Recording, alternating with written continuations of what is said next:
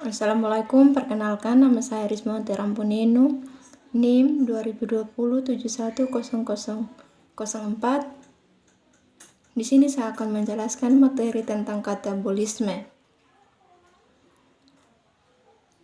Yang poin utamanya adalah metabolisme. Metabolisme adalah reaksi biokimia dalam tubuh makhluk hidup yang melibatkan substrat dan enzim untuk menghasilkan produk.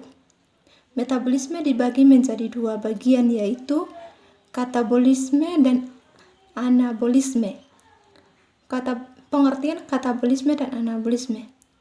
Katabolisme mengubah senyawa organik menjadi senyawa anorganik, mengurai molekul kompleks menjadi sederhana, menghasilkan ATP. Sedangkan anabolisme mengubah senyawa anorganik menjadi senyawa organik, menyusun atau sintesis molekul sederhana menjadi kompleks dan menggunakan ATP. Katabolisme terdiri dari 1. Katabolisme karbohidrat, 2. Katabolisme lemak, 3. Katabolisme protein. ATP adalah bentuk energi yang digunakan oleh makhluk hidup untuk melakukan aktivitas tingkat sel. Energi ATP berasal dari proton H+ dan elektron yang berada di dalamnya. Energi ATP pada katabolisme dibawa oleh NAD dan FAD. ATP pada respirasi dibentuk dari fosforilasi dengan rangkaian gugus fosfat dan reaksi redoks oleh O2. Respirasi aerob. Respirasi aerob adalah katabolisme karbohidrat yang membutuhkan O2 sebagai oksidator atau penerima elektron terakhir dalam reaksi. Tahap reaksi aerob adalah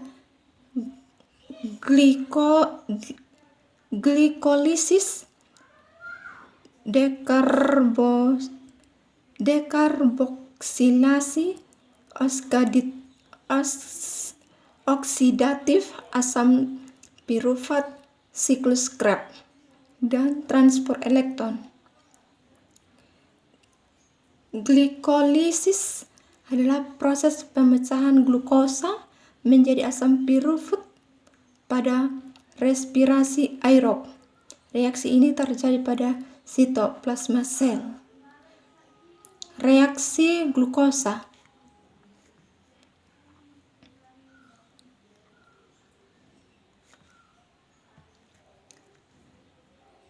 Dekarboksilasi oksidatif adalah proses pemutusan gugus karboksil dan oksigen pada asam pirufat. Reaksi ini terjadi dalam mitokondria sel.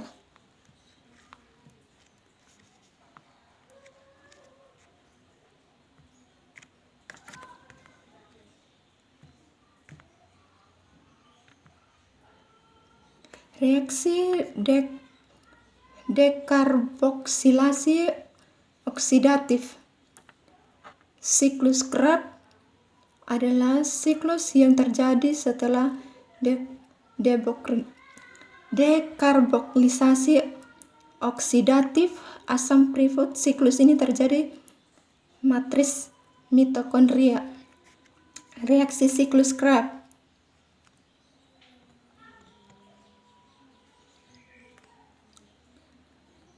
Transport elektron atau kemoismosis adalah proses pelepasan energi berupa proton atau H+ dan elektron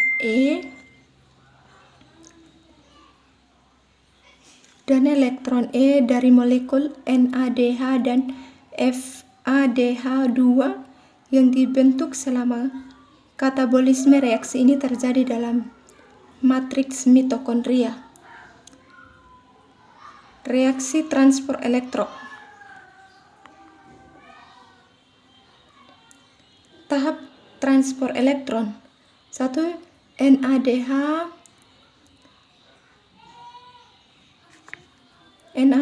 melepaskan proton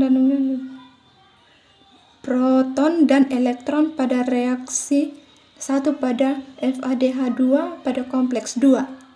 Elektron dibawa berjalan-jalan mengelilingi membran dalam mitokondria melalui mekanisme reaksi redoks dan ion Cu dan Fe, sehingga matriks bermuatan negatif. 3. Proton dari NADH dipompa keluar matriks 3 kali melewati 3 protein pembawa. Berarti total ATP yang dihasilkan 10 NADH adalah 10 kali 3 yaitu 30 ATP. Proton dari FADH2 lalu dipompa keluar matriks 2 kali melewati 2 protein pembawa.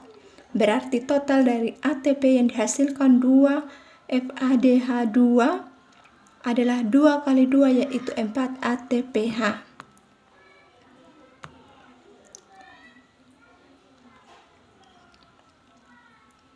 Poin 2, 3, dan 4 menyebabkan perbedaan gradien muatan sehingga proton dipompa kembali melalui ATP sintes. Proton H+ yang bergerak melalui ATP sintesis memacu pembentukan ATP sesuai jumlah yang telah dihitung di atas.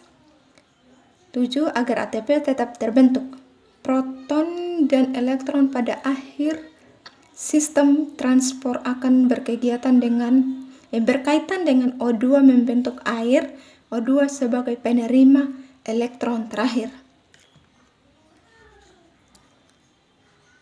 Pembentukan etanol atau asam laknat dilakukan setelah glukosa jika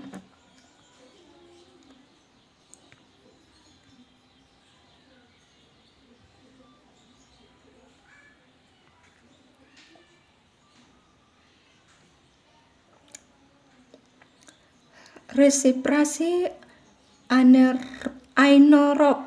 Respirasi anaerob adalah katabolisme karbohidrat yang membentuk senyawa selain O2 sebagai oskarida atau penerima elektron terakhir dari reaksi. Respirasi anaerob terjadi apabila setelah glikolisis terakhir sel mengalami kekurangan O2.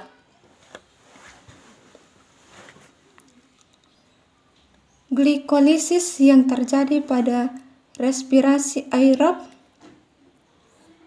Reaksi ini terjadi di sitoplasma sel. 3. Reaksi glikolisis atau glukosa.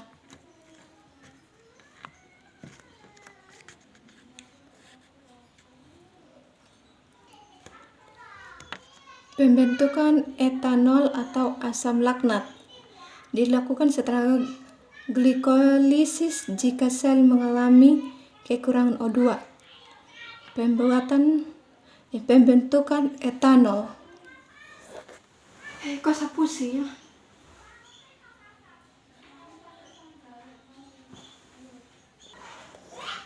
Pembentukan etanol dilakukan oleh jamur golongan ragi. Pembentukan asam laknat dilakukan oleh hewan dan manusia. Reaksi pembentukan asam laknat. Respirasi anaerob menghasilkan ATP sejumlah tahapan glikosa 4 ATP 2 ATP. Pembentukan asam laknat total. Energi yang dihasilkan respirasi anaerob sedikit karena etanol atau asam laknat yang sebenarnya masih mengandung banyak energi yang yang belum dioskadridasi. Kontraksi otot menggunakan respirasi anaerob, sedangkan reaksi otot menggunakan resepsi aerob. Asam laknat. Asam laknat menumpuk pada otot yang terlalu sering mengkontraksi penyebab kelelahan. Katabolisme lemak dan protein. Tahapan katabolisme lemak.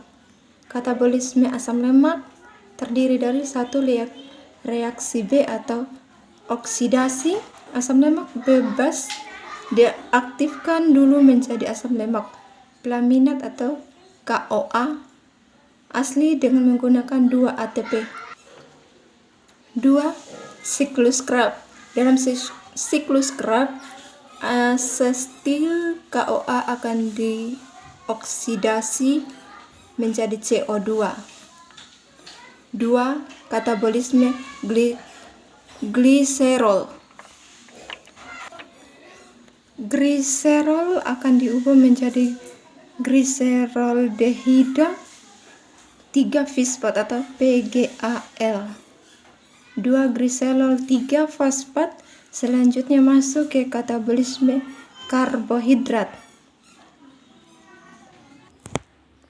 Katabolisme asam lemak menghasilkan ATP sejumlah reaksi B atau oksidasi lebih dari ATP 35 ATP kurang dari 2 ATP. Siklus Krebs lebih dari 96 ATP, total 129 ATP. Tahapan katabolisme protein dilakukan melalui transminasi atau pemindahan gugus NH2 atau deaminasi atau penggabungan gugus NH2. Transminasi atau deaminasi menghasilkan 1.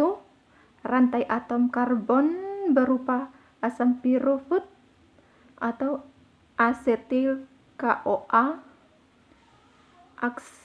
oksaleosetat, dan lain-lain. Dan yang kedua, amonia atau NH3 yang selanjutnya diubah menjadi urea untuk dibuang melalui sistem ekskresi. Katabolisme protein menghasilkan ATP sejumlah katabolisme karbohidrat yaitu 38 ATP. Hubungan antara katabolisme. 1. Hubungan katabolisme karbohidrat, lemak, dan protein. 1. Katabolisme utama yang dilakukan tubuh adalah katabolisme karbohidrat. Jika karbohidrat habis, maka katabolisme lemak akan dilakukan. Jika lemak habis, maka katabolisme protein akan dilakukan. Katabolisme lemak masuk ke dalam sistem katabolisme karbohidrat dengan A. Mengubah asam lemak menjadi asetil KOA. B. Mengubah gliserol menjadi PGAL. Ketiga, katabolisme protein masuk ke dalam sistem katabolisme karbohidrat dengan transminasi atau deaminasi asam amino menjadi suatu rantai atom karbon. Demikian hasil penjelasan saya mengenai materi katabolisme. Jika ada salah kata saya ucapkan mohon maaf. Atas perhatiannya saya ucapkan terima kasih. Assalamualaikum warahmatullahi wabarakatuh.